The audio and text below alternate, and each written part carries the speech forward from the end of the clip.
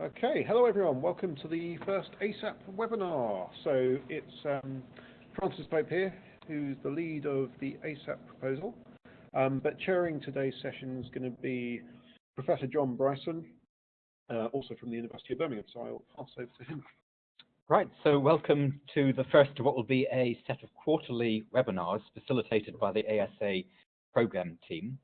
Now, the webinars are designed to provide an opportunity to introduce different elements of the ASAP research program and hopefully to facilitate a question and answer session and to try and ensure that we bring the project together and we integrate the different work packages and the various team members across East Africa and from the University of Birmingham and elsewhere. Now, the ASAP East African program on air pollution is funded by the DFID East African Research Fund, and we have a very multidisciplinary team of East African and UK researchers. So the team has within it experts in air pollution, urban planning, economic geography, public health, social sciences, and development studies. And we're all trying to come together to develop a multidisciplinary conceptual framework for understanding and improving air quality management within East African cities. So what we have today is two presentations from research partners at the University of Birmingham and the University of Nairobi from the African Centre for Technology. And the first presentation we are going to hear is on the measurement of particulate matter air pollution in Nairobi using calibrated low-cost sensors. And this is going to be delivered by Francis, the principal investigator of the ASAP East Africa program, with input from Professor Michael Guattari from the University of Nairobi. We're then going to hear a presentation on actions undertaken by governments to address air pollution in sub-Saharan Africa, delivered by George from the African Centre for Technology Studies. He's a senior research fellow. Now, it's worth noting that we will be recording this webinar for academic use, and this will involve the two 10-minute presentations followed by a 30-minute facilitated question and answer discussion. Now, what we should recommend you do is that if at any point during one of the presentations you're minded to think of a question, a query, or a comment, if you could type that into the chat box, speech bubble at the top center of the screen. And what we will do is collate these during the talks. We'll put a number of these questions to the presenters, and it will provide an opportunity for a sort of a real-time live feed and commentary on the presentations. So without further delay, I will pass over to Francis for our first presentation.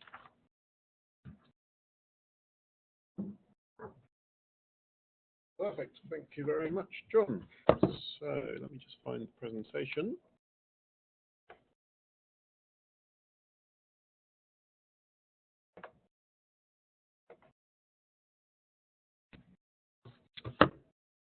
Okay, so I think you can all see my screen.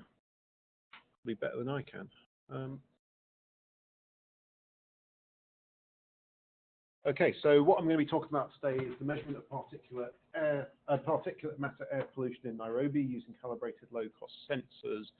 And this was work jointly done by me and Professor Michael Guattari at the University of Nairobi in Kenya, not Kenya, which you can see as my first deliberate mistake down the bottom.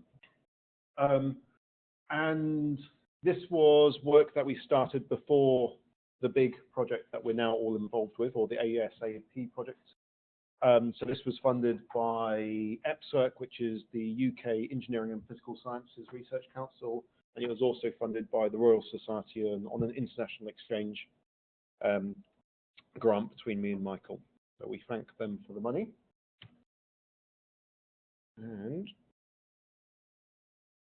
okay, so first of all, I think most people know what particulate matter air pollution is, but just in case you don't, so this is air pollution in the form of small particles in the air.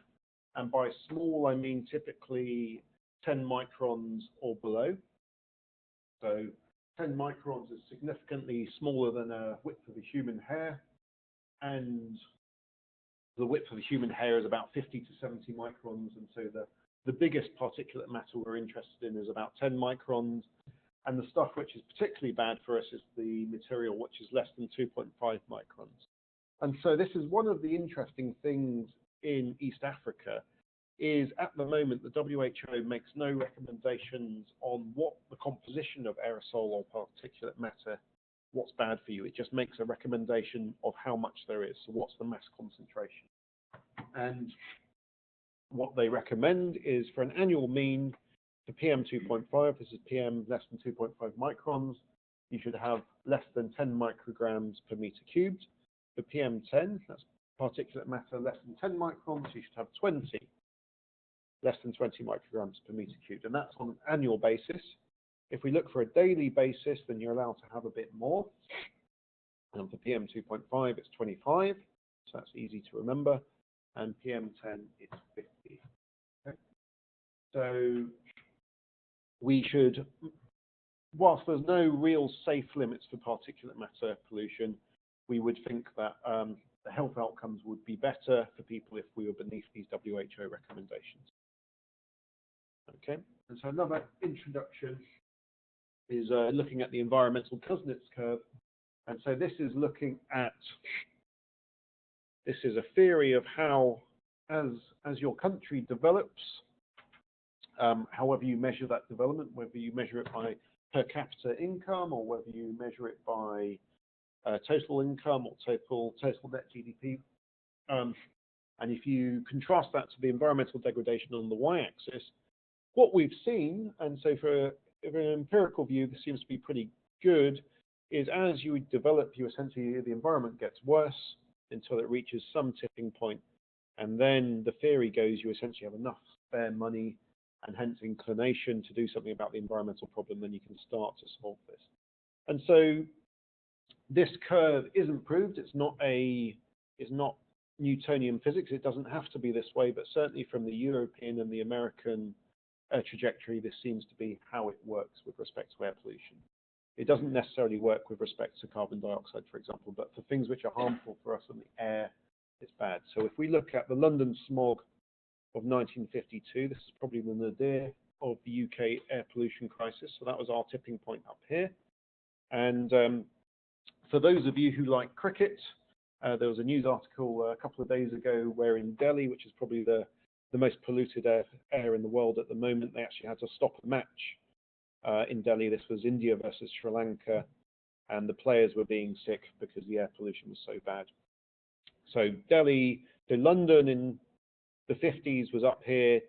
Delhi and nowadays is up the top of this curve. So, and African cities are on this upward curve on the left-hand side. So the African cities are developing very rapidly, and it appears that the air pollution is correspondingly getting worse. So the overarching question to think about air pollution in these countries is there a way of making it so we don't have to go through this Kuznets curve, this environmental Kuznets curve? Could we tunnel through it, for example? So rather than going to this peak, is there some way we can circumvent this, or could we make this transition quicker, for example? So what evidence do we have of pollution getting worse in East Africa? There's actually very little evidence. There's quite a paucity of evidence in the region. The one thing we do have is we have visibility records going back 50 years or so. So if we look at visibility at the three major airports in the three countries of interest, so in Addis, Kampala, and Nairobi, it's a very coarse measurement. So essentially particulate matter scatters light, and because it scatters light, it reduces visibility. So what we can see at the top is Nairobi used to have very good visibility, about 40, 45 kilometers you could see, and that's decreased, but it seems to be plateauing, interestingly. Kampala seems to be going fairly down relatively rapidly, and Addis is in the middle. So even if we don't trust the fine detail on this visibility, what this is telling us is that particulate loading in these three cities has got significantly worse over the last decade. So that would suggest we're going up, rapidly going up the left-hand side of this environmental Kuznets curve.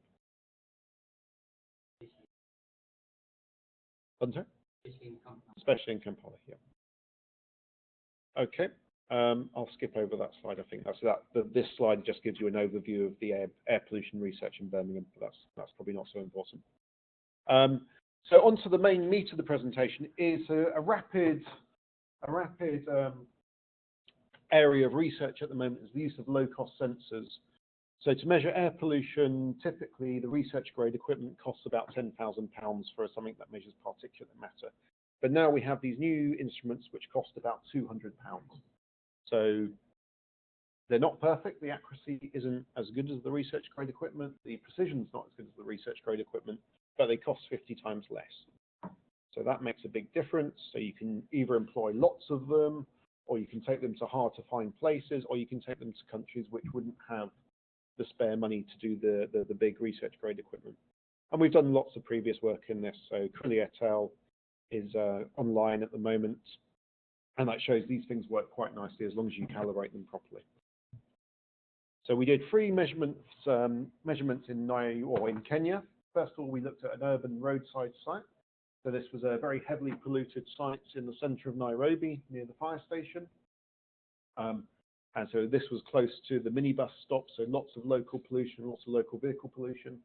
We also did an urban background site. This is on top of the University of Nairobi Tower, so about 17 meters above the ground, so it was away from local pollution sources. So this gives us an urban background reading. And then finally, we went to Nanyuki, which is a town about 100 kilometers north, which is upwind of Nairobi.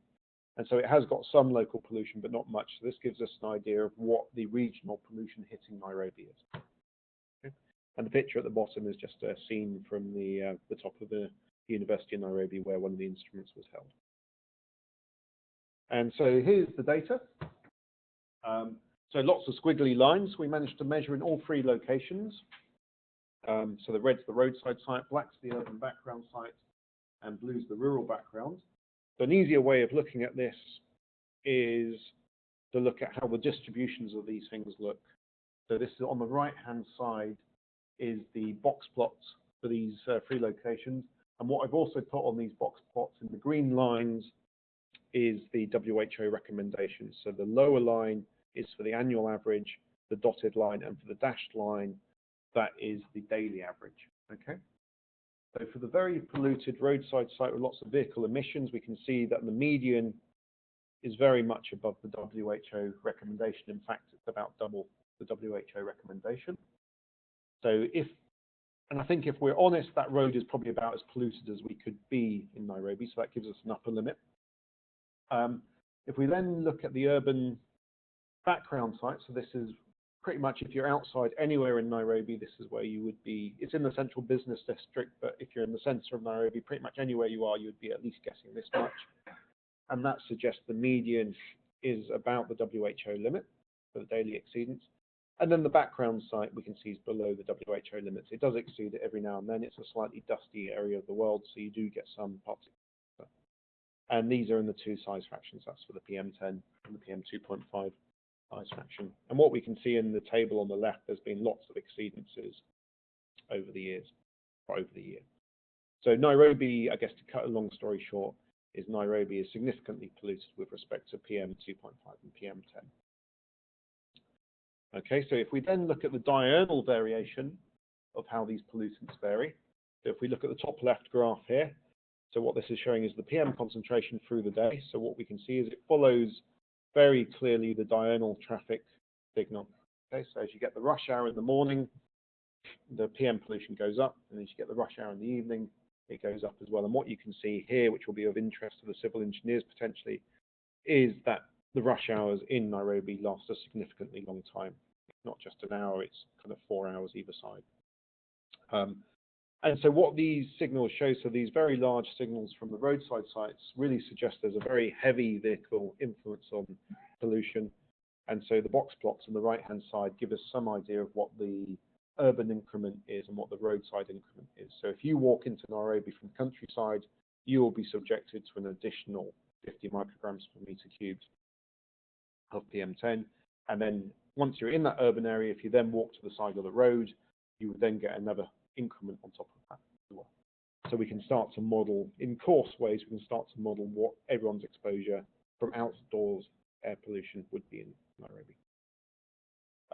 So I think that's almost my time, so I'll just summarize quickly. So PM, particulate matter pollution, was measured in 3 locations in Kenya in February and March 2017. We measured a roadside site, an urban background site, and a rural background site. The PM concentrations were in exceedance of the WHO daily guidelines, pretty much all the time at the roadside site and a lot of the time at the urban background site. The levels at the roadside site often exceeded double the WHO limits, and low-cost sensors can provide a robust solution to air quality measurement in East African countries, but you have to do the calibration correctly. So I don't think we need to take questions now, but I just wanted to point out one more thing. So we have a photo here. So we have a collaboration with an artist, Robin Price. He's based out of Belfast. He uses the same low-cost sensors to visualize air pollution. So one of the troubles of air pollution is you don't really see it. So what he does is long-exposure photographs of visualization. And essentially, this is what you can see here is an urban background site in Nairobi. And what he's tried to do is give you a sense for these dots of how much pollution is there. So, and he's got a few gallery exhibitions coming up in the next year. So keep an eye out for him. And with that, I will end there. So thank you very much, Francis. We now hand over to George, who's going to talk about actions undertaken by governments to address air pollution. So what we'll have to do is transfer control to you. And I can just remind everybody that you do have the option to type questions and comments into the chat boxes during the presentation. So we need to pass presenter control to, is he on here or should we pass it to William? Is George, we can't see if that's the right Yes, George. we can see if that's the right George.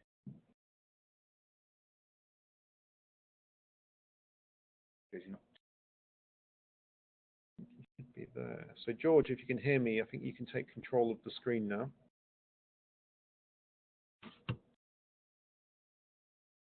And if that doesn't work, we've got a workaround and we will go to William in Nairobi and I think he'll call. So should we try, let's try that? If there's no response. So pass presenter control to William at UAB. So William, you should now have control.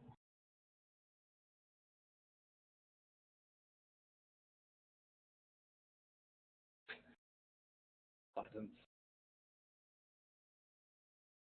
Go to chat.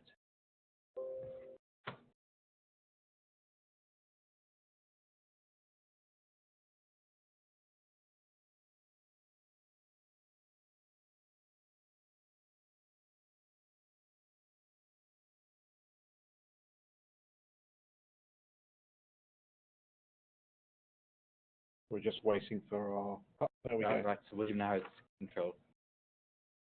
So can he show the presentation? Presumably he can.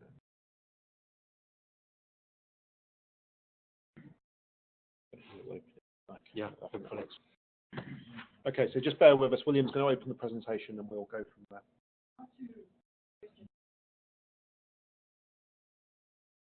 Yeah, guess so.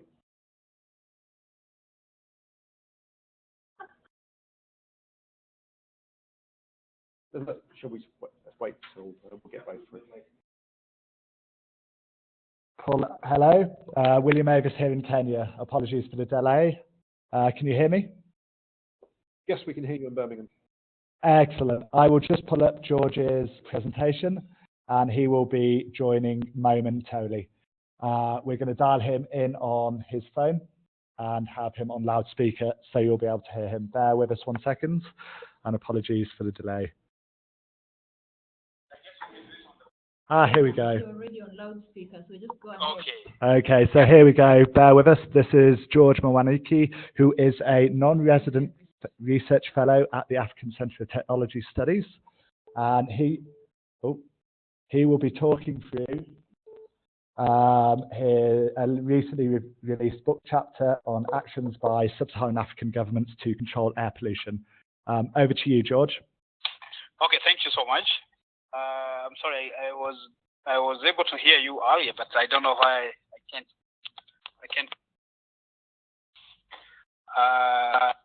Have you shared the screen for my presentation? Yes. When you want me to change screenshot, let me know. Okay. I guess this is some of the work I did at UNEP. and we were brought in to work on a UNEA 1 resolution that required UNEP to strengthen UNEP's role in promoting air pollution in the world. So we were brought in to do the work, basically look at what are the actions that the governments around the world are doing to curtail air pollution. And my presentation here will just focus on what the governments in Sub-Saharan Africa are doing. So the data I'm presenting here has been vetted by the governments for the Sub-Saharan countries. So it represents the situation as it was in 2015. So next slide. So when we were tasked to do the work, the first thing we did was divide the world into a couple of regions. And for today's presentation, I'm going to focus on the East and Central Africa region, West Africa, and also the Southern Africa region. At the end of my presentation, I have a link where you can get the data for all the other regions. Can go to the next slide. So when we were tasked with this duty, we first looked at what are some of the major policy questions. And these policy questions for air pollution should be informed by the 10 major sources of air pollution. And as you can see there, the first one was we were looking whether countries have ambient air quality standards. We also did look at if countries did not have ambient air quality standards, do they have an air quality policy, an act or a law or a regulation that regulates pollution emissions? We also looked at renewable energy mix, and we were looking this for basically the national grid. What percentage of the national grid is generated from renewable sources, which in most cases emit less air pollution. On the renewable energy, we were also looking at industrial efficiency and how, and I think that is now presented in item number 5. We were looking at these countries giving industries or investors incentives to invest in cleaner production. And cleaner production also included increased energy efficiency. Are there any policies that are encouraging industry to increase their energy efficiency? So for number 4, we were also looking at vehicle emission standards, and we took Euro 4 standards as the best practice. So you are looking at countries, if you are below Euro 4, then you say you have not taken enough action, but above Euro 4, you are saying that's excellent. For number 6, we also looked at fuel sulfur content. And here we were any country that regulates fuel sulfur content to below 50 ppm. We're considering that best practice. And then anything above 50 ppm required more action. For number 7, we were looking at countries that have invested in mass public transportation. Number 8, we were looking at regulations around waste burning. And for waste burning was both municipal and agricultural waste. We were also looking at the use of solid fuels, mainly for cooking and also lighting. And here we are looking at the percentage of the population in the country that have access to these cleaner fuels. But also we extended that to look at not only the fuels, but also cleaner cookstoves. And then finally, we looked at electricity access, how much or what percentage of the population can access electricity to their communities. So how we did this, we basically, according to the regions, because we wanted this to be a very simple policy document that anybody can read and understand, we adopted the street light kind of signal. So when it's red, that means you're not doing very well. When it's green, that means the country is doing quite well. When it's orange, or that color I think is orange. When you're orange, that means you're not doing so badly, and equally you're not doing so good. So for the East and Central Africa region, for example, the number of countries that had air quality policy acts or laws, there was actually none of the countries. Out of the 19 countries, none of them had air quality policy, an act on a law. But 4 out of the 19 had some ambient air quality standards. So for those 4, I think they were good, but the other 15 were not doing as well. For the percentage of population with access to non-solid fuels, here we were looking not only we were looking at the percentage.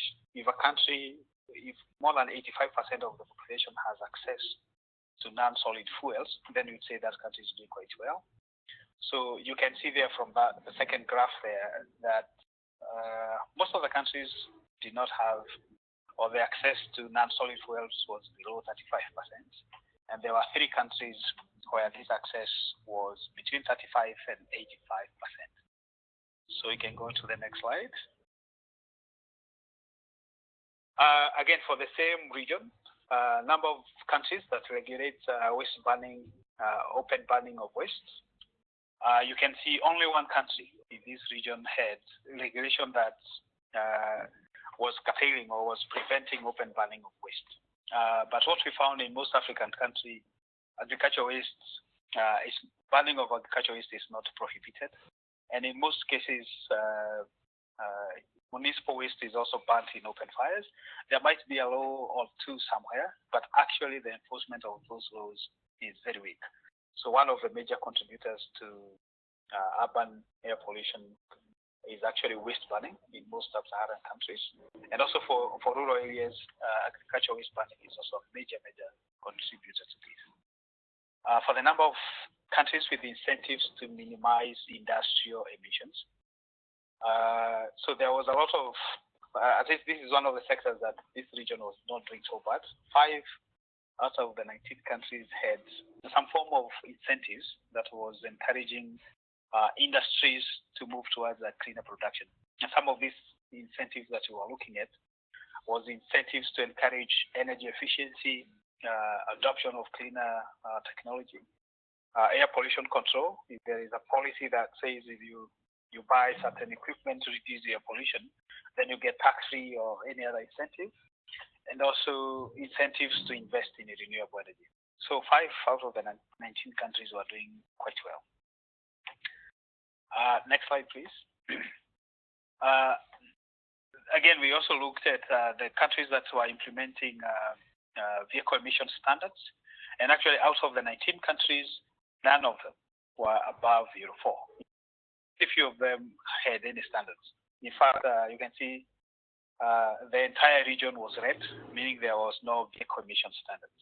And I think this connects very well with the previous presentation, where rush hours was a major contributor to air pollution in urban centers. I think that is one of the reasons. We also looked at the number of countries that were regulating fuel sulfur content in different concentration. And in this region, you can see 5 countries are doing quite well. They are regulating fuel sulfur content to below 50 ppm. 2 countries were regulating between 50 and 500 ppm. When it's between 50 and 500, most of them are within the 500 region. And then we have the other countries regulating at 500, above 500 ppm. Again, for countries with incentives to expand public transport, only 2 countries. I think this is a very clear characteristics of Africa, that most of public transport is done by the private sector, who actually have that profit motive. So there is no incentives actually to reduce emissions from these vehicles. In fact, some of the buses which are imported, for example, in Kenya, when they come with those emission or those gadgets that limit the emission of air pollutants, they are actually removed at the ports because they don't want to maintain them or to do anything on them. So vehicles is a major contributor. So here I just give an example of one region, which is East and Central Africa. But if you are interested in more of this kind of data, I have it with me and I am willing to share it.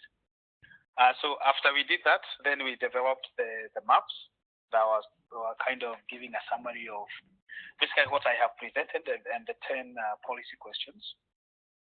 So if you move to the next slide, slide number 7, this one looks at the countries that had air quality regulations.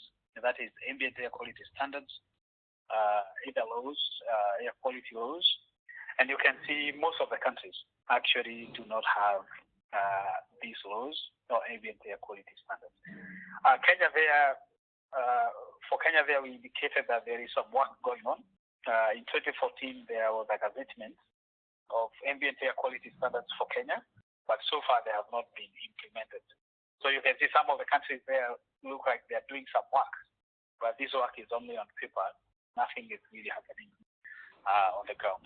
And I hope some of the work that we do on this project will encourage policymakers to move ahead with the implementation of it. If you move to the next slide, slide number 8, this one is looking at indoor air pollution. And from this, you can see most of North African countries have very good access to non-solid fuels. These are apologies, we seem to have just lost George. We're going to connect him imminently. Bear with us 1 second.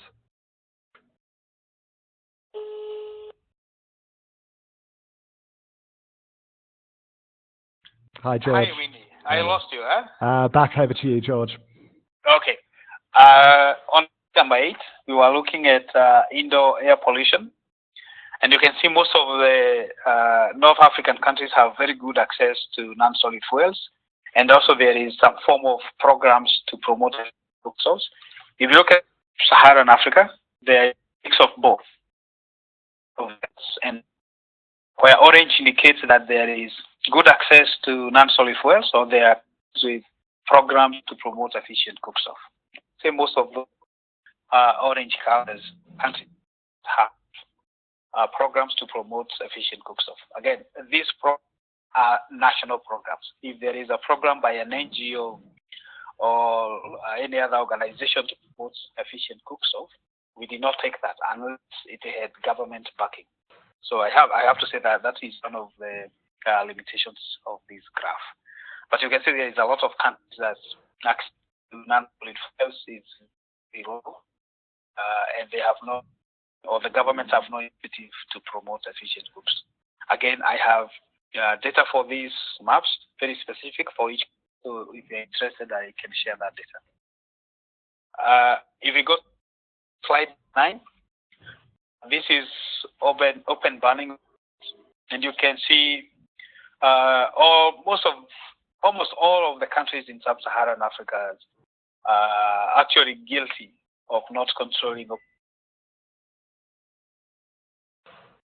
and distributor of the action. Slide number 9, we are looking at industrial emission. So for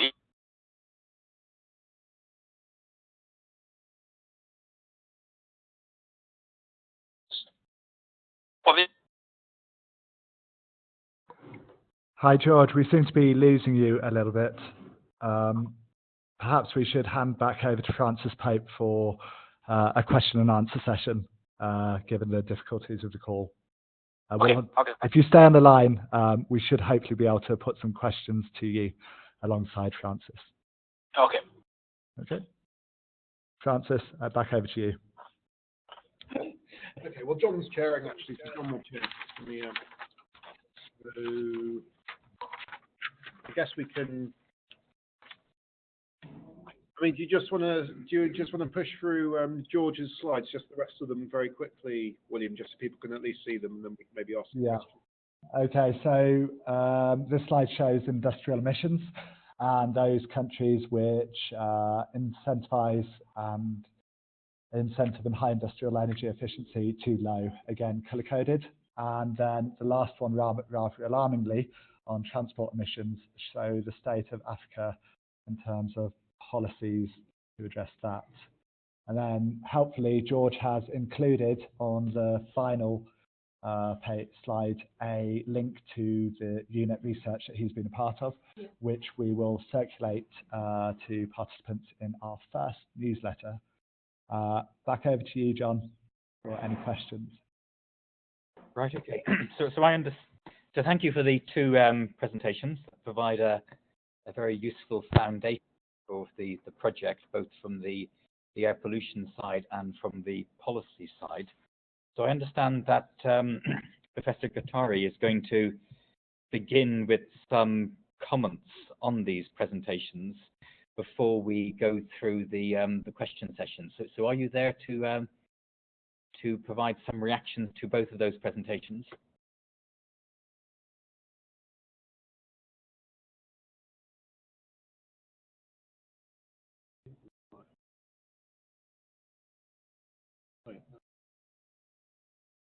So if we can pass on to you. So we're unmuting you.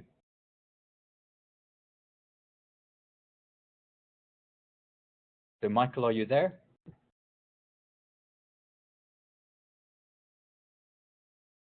Right, okay. So we can probably continue. So we have a number of questions. Where does most of the liquid fuel come from for cars, motorcycles, and trucks? Is it local refining or from another country? If the later, which country? So which of the presenters would like to take that particular question? Is that a Francis question? Or it's a George question? I mean, certainly Kenya has a refinery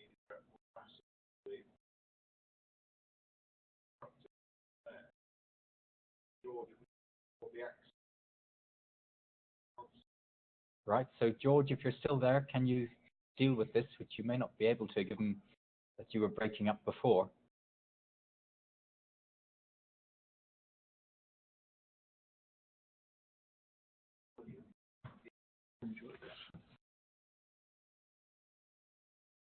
Right.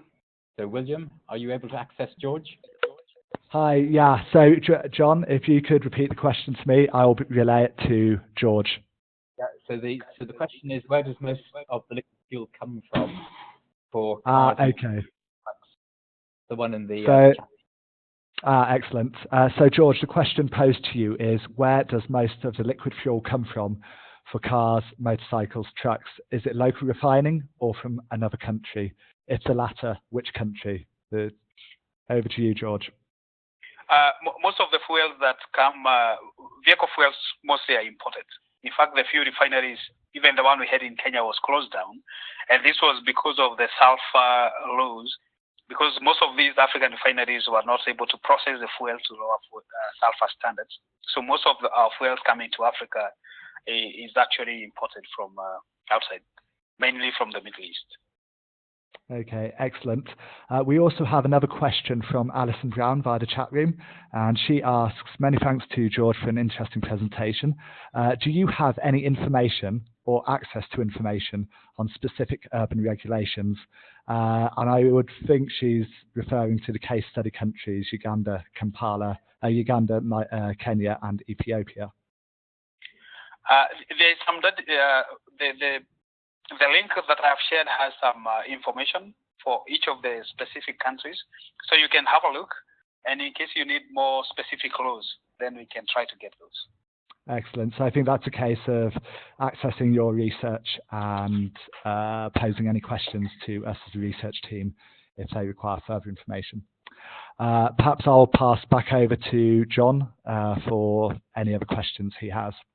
Right, okay. So I've got a question for George, which is that my understanding from the presentation is that most of what's going on in Africa related to policy is still paper-based rather than policy that is enacted on the ground. So are there any examples anywhere within the work you have done where they've actually done something and enacted it and enforced or tried to enforce a policy, or is it just policy that's aspirational? Okay, I'll pass that one on. So, George, the question posed by John Bryson was, it seems that a number of African countries are writing into law various policies to address air pollution. However, action on the ground seems to be relatively sparse. Do you have any examples from your research of countries that have actually actively implemented policy and enforced it via regulations? In fact, that's a very interesting observation. Most of the countries have policies and these regulations on paper. But in practice, I would say the country that is doing quite well in Africa, it's South Africa, a little bit of Botswana, and also Rwanda is giving a lot of work. But in the East African region, there is really nothing that is happening. But I have to add that we are getting a lot of requests from Ethiopia and also from Uganda on how they can actually start implementing these air pollution regulations and laws. So there is a lot of interest in the countries, and I think one of the issues is capacity gaps. And that actually is not financial, it's a capacity, human capacity, to actually implement these laws. Okay, there's another question in the chat room which I can put to both George and then back over to Francis. It's a question about the deployment of low-cost sensors and whether they will be deployed to measure indoor air pollution. George, I believe you've undertaken some studies with low-cost sensors, and I think Francis has an extensive program that he's planning. So perhaps, George, you could answer first, and then I'll hand over to Francis. Okay, for the low-cost sensors, I think that can be a major improvement for the African situation. UNEP was trying to push some designs they had, but I think so far they have stopped pushing it. So it's the research community that will have to push these low sensors to a level where they can be acceptable to the policymakers and the regulators. And I think the low-cost sensors will give us that good opportunity to monitor air pollution at household levels, because right now nothing much is happening because of the investments required. Excellent. Over to you, Francis, for your answer. Yes, planning to do households and also other major local exposure, whether that's schools, young people, or hospitals for young people.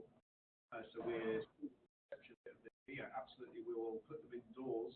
I guess there's the complexity of doing them indoors is indoors can be much more heterogeneous outdoors. So we have to think carefully about what's the most. We have to think about most carefully what's the most effective way of doing this in a statistically valid manner, since we only have a finite amount of time to do this work. Do we want to look at one set of households, one particular type of households, or do we want to get an overview of all types of households? If we want to do that, then that's going to be trouble to do in a statistically valid manner, I would think. And so certainly this is something we need to interact with the local stakeholders to plan the best way of going forward. Right. Okay. The comment that we got from George about capacity issues is, I think, worth the project team speculating on, because if we're trying to develop impact and the people aren't on the ground in these cities and these countries, we have a real problem. Or whether it's an issue to do with capabilities. So there are people in the policy environment on the ground, but they don't have the capabilities to do it. They don't understand what needs to be done in this particular area. The capacity versus capability appears to be a key challenge for us. Hi there. I can put that to George if you would like, and his work with the UNEP program. So John Bryson has posed a question about capacity building and the need to both educate and train individuals across East Africa in air pollution monitoring. Perhaps you could talk to some of your experiences with UNEP, and then I could hand back over to John. For capacity building in monitoring, I think that is actually one of the major gaps. In fact, I think is the main stumbling block that these countries have to overcome before they can push in the laws, or they can be able to actually implement these air pollution or air quality laws and regulations. When I was UNEP, even as of last week, there is a lot of requests from countries asking, when we want to monitor, what kind of equipment we buy, where do we buy them? If, in case we want to put them in a city, where do we put them? What should be the sampling height? How often should we monitor these things? So I think we can look at air pollution in Africa as a whole new field that requires a lot of capacity building for governments and also for the regulators. In very simple and some of those terms that most of the researchers, or some of us who have been in the field for a long time, might think is obvious. I think there is a major need. Last week I got a call from Uganda, and they were requesting. They were saying they have $20,000. They want to do preliminary monitoring of air pollution in Kampala, and maybe that the data they'll get from that, they'll use it in pushing regulations or even getting some experience on how to monitor. And now, that was very complicated when I was now advising them, do you want to buy equipment for just research work for these few days? Once you inform the research, then you establish these monitoring sites. Or do you want to buy a monitoring site that you can use in Kampala as the reference site, and then you can try to kind of calibrate other low-cost sensors around that? And they were actually not sure about those questions. So I just wrote them a big document trying to guide them through these. Which can kind of fill the gap 10-15%. I think there is a major need on building the capacity for government to regulate the pollution. Excellent. Perhaps we could hand over to Francis to talk about some of the challenges associated with low-cost sensors and capacity building. So can I just intervene first? Because it would have seemed to be that we need to think of the project in an ever so slightly different way, given the level of information that exists within these countries. So what we should be doing within ASAP is first demonstrating the quantity and various air pollutions by producing some censored information on these 3 cities, and then putting together a very simple user guide in terms of how you censor, where you censor, how you select sensors, where you select sensor sites. Because all of that appears to be absent. So we need to think about the learning curve that some of these cities and countries need to go through. So the learning curve is it's a lot earlier than one might like to think, perhaps, from a UK European perspective. So the impact guides, there appears to be some very easy, simple wins here in terms of educating, but also demonstrating the nature and extent of the particular problem, so it's treated more seriously across some of these countries. So I can hand over to Francis. Yes, I think just to echo John to a degree. I mean, the low-cost sensor market is very interesting at the moment. It's very much the Wild West. So on the one hand, you have companies like AQ Mesh and EarthSense and various other companies who are desperately trying to make pretty boxes for these sensors, badge them up and sell them, and get companies like Google interested. But I think it's clear at some point one of these companies is going to make a lot of money. But on the other hand, you can buy all this kit quite cheaply without going through these pretty boxes. And then you also have to worry about how you actually calibrate these things. So from my point of view, I'm more interested in producing a solid do-it-yourself guide. And these are the things you have to worry about with respect to low-cost sensors. And also we have to be very aware of what their capabilities are and also their inadequacies, so we can know when they're giving us good values and when they're not. So all of that appears to be quite a valuable contribution for this particular project to develop and then input into the field. So we need to begin a conversation about how to do that. What does the guide look like? How are we going to then get this out to the populations across these countries that need to be aware of this and need to be able to implement it? So I think across the 2 presentations, we need to begin to develop a discussion about the nature of the academic science we're doing within this project, and then how we distill that or how we translate that down into useful information that supports local policymaking. And that's going to be a major challenge. So how we go from something which can be incredibly complex to something which has to be relatively simple with a simple set of guides and approaches. So we might want to develop a conversation around that. So if anybody has any comments on that or feedbacks on that, that would be helpful. So over to George, over to Francis, or over to anybody else who's part of the webinar.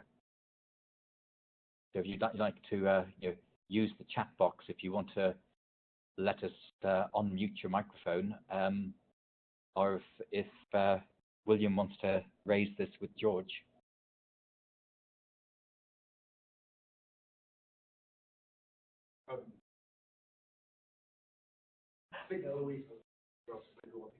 Yep.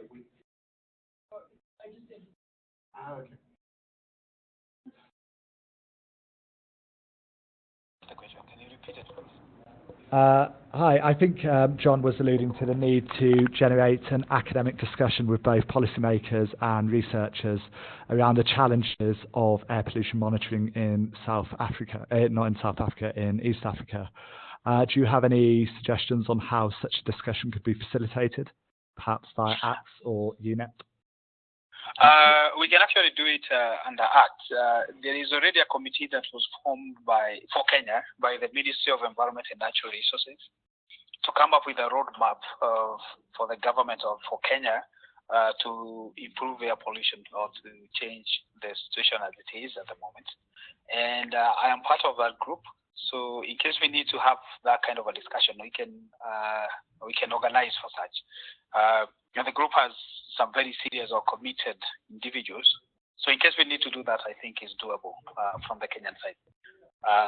For the Uganda side, the gentleman who had requested assistance, he requested the assistance through UNEP and then to me. We can always get in touch, but I think for the Kenyan side, I can easily organize for that. Okay, I'll pass back over to John and Francis.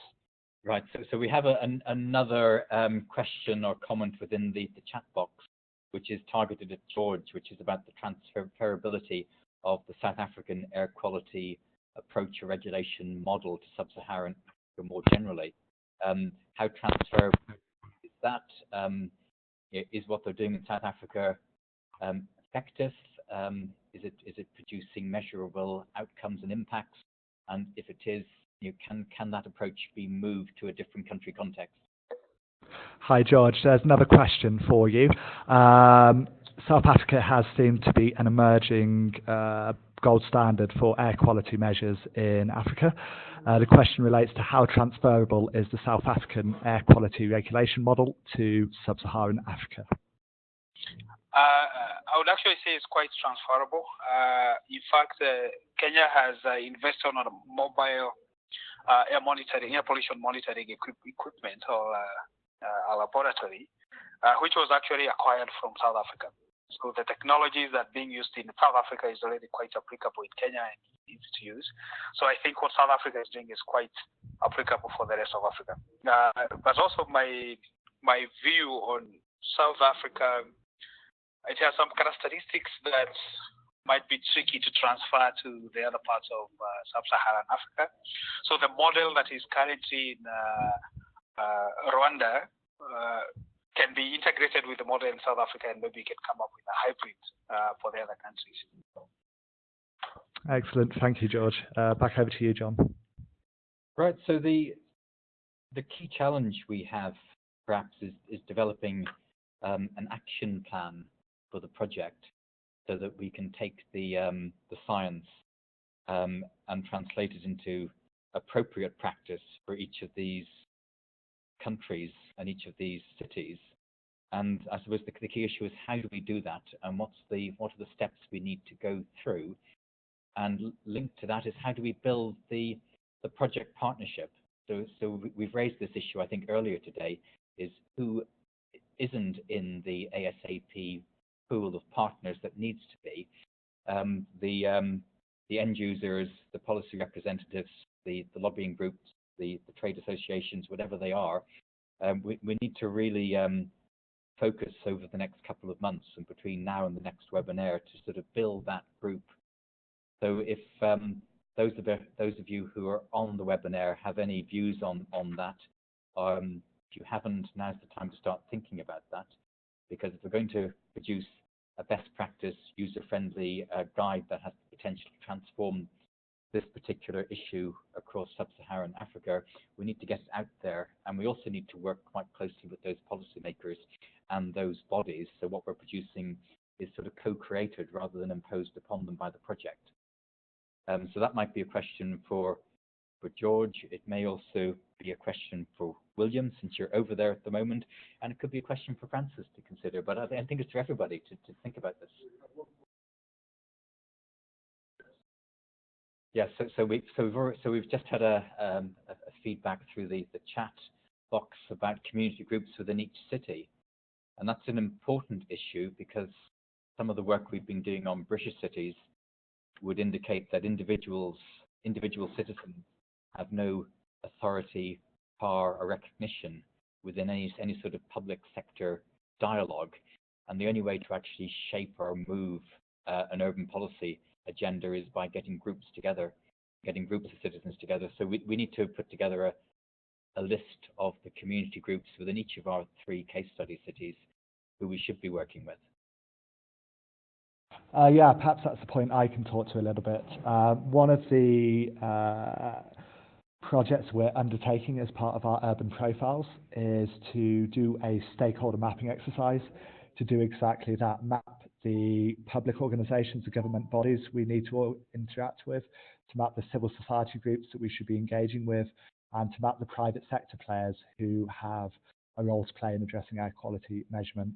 Our partners at the African Centre of Technology are going to facilitate that in Nairobi, in Kampala and in Addis. And we hope to really reach out to specific groups that have a role to play in addressing air pollution. A key element of this, I think, is sensitising individuals and groups and educating them about the kind of levels of air pollution and the impact it has on them. This week, on the margins of UNEP, we've actively engaged with a number of organisations in Kenya, including Amref Health International, Help Age International, Save the Children, Accord, to really engender a degree of enthusiasm and a degree of buy-in into the project. I think George would be able to speak to this question as well, being a Nairobi resident, or perhaps Winnie, who's sitting next to me. So, George, any thoughts of how to engage community groups around the issue of air quality? For community, I thought the question was on how do we make sure that our work is relevant to policy. Yeah, you can answer that question as well. Yes, in fact, it's very interesting that this project focuses on Kampala and Addis Ababa, Nairobi, because Nairobi there is already a group formed by the government that is trying to spearhead this. Now we can loop in that group quite easily. Most of the requests for air pollution monitoring and policy, how that can be used to inform policy, was coming actually from Ethiopia and also from Kampala. So I'll just need to talk again to the UNEP that we were working with, and I think we'll get the right rates for this to other cities. Excellent, thank you, George. Over to you guys in the UK. So I think there are. I've got one comment, and then I'll just alert you. In the chat box has a very nice long comment there. So one comment is we might want to look at community groups that have managed to shape policy in other areas, so whether being effective in implementing change that may be unrelated to air pollution, that then that group could be persuaded to think about air pollution. So if they have those networks already and they've been using them to try and achieve something else for the benefits of local citizens, so we shouldn't just focus on groups that are completely air pollution wise, or within an air pollution mapping targeting zone. We should look at other things where they've been really effective in doing this. Now there is a long comment here about government capacity building and about the appropriate ways of doing this, which is partly to do with funding related issues, and that's targeted, the question targeted precisely at George. So William, could you feel that to George through our indirect chained link we have going on here?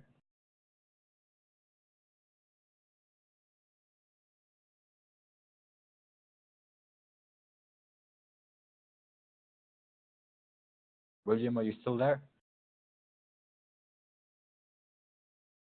Hi, John. Yes, I'm still here. I was just passing over the question to George. Did you manage to catch most of that, George? Okay, can you say that again, please? I think there's some concern about the ability of government to affect change and their capacity to affect change. I think Michael's question is that experience will tell we need more brainstorming on how we go into implementing the capacity building aspect. I think, yeah. I can say for the case for Kenya, air pollution is one of those devolved functions that is actually not done by the national government, but by the county government. And we have a very good link with the county government. In fact, the reason why I'm not in ACTS today is because we are meeting all the 47 county representatives, and I'm actually with them in a meeting. And we are talking about renewable energy, especially for households, and how they're going to promote that in the next 5 years. And they seem quite eager. And one of the questions they are asking is, we don't know these things, how can you organize for some capacity building sessions? I have not promised anything, but I have said we are going to see what we can do around that. So these county governments are kind of in touch with communities. So I would say is one of the best ways to approach these. But in case we need a national framework under which now these counties work through, then that's where we can bring in the national government. But the implementation or the people who seriously need the capacity building are the county government. Excellent. Thank you, George. Back over to you, John. Right, okay. So I think we're getting to the stage where we can conclude this webinar, but we might just reflect on some of the things that we've discussed, especially given this is the first of many within ASAP. So I think we've seen two very interesting presentations, and what's coming from those presentations is, one is the capacity building issue amongst local policymakers and local communities across sub-Saharan Africa and within these three cities. Linked to that is some innovation that we can learn from within South Africa.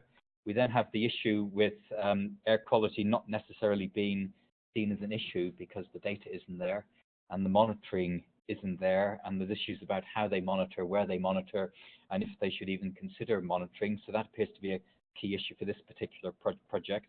And then there's a conversation which we've begun, which I think will emerge and continue through all of the webinars, which is how we work on translating this project's outcomes into something that is of use for the local cities and for other cities and countries across Africa. The next quarterly webinar we're planning is going to be in early March, and we will circulate the invites early in 2018. And I'm sure we're going to be using the meeting in February to develop and improve and to identify that particular agenda. And I think what we should begin to think about is having some rolling topics and questions that we continually address within the webinars, of which one of those is that relationship between the science and the impact and the local communities. We need to just highlight the fact that we should continually monitor the project's progress by consulting the ASAP website. And if there are suggestions and ideas that are coming from this webinar, to feed them through into the wider project team. So a lot of that is about who we should be engaging with, the community groups, other groups, civil servants, representatives that have an ability to work with us, if we can persuade them to work with us on shaping a research and policy agenda within these three cities. Francis, is there anything you want to say before we conclude? I think nothing more than thank everyone who joined the webinar today, and we look forward to engaging with you more in the coming days and weeks and months. Right, so many thanks to everybody. I wish you a successful and prosperous conclusion to this year, and a prosperous and hopefully high air quality 2018, and the development of a successful ASAP project. So I think we can conclude the webinar there and then. So we need to work out how to switch this off.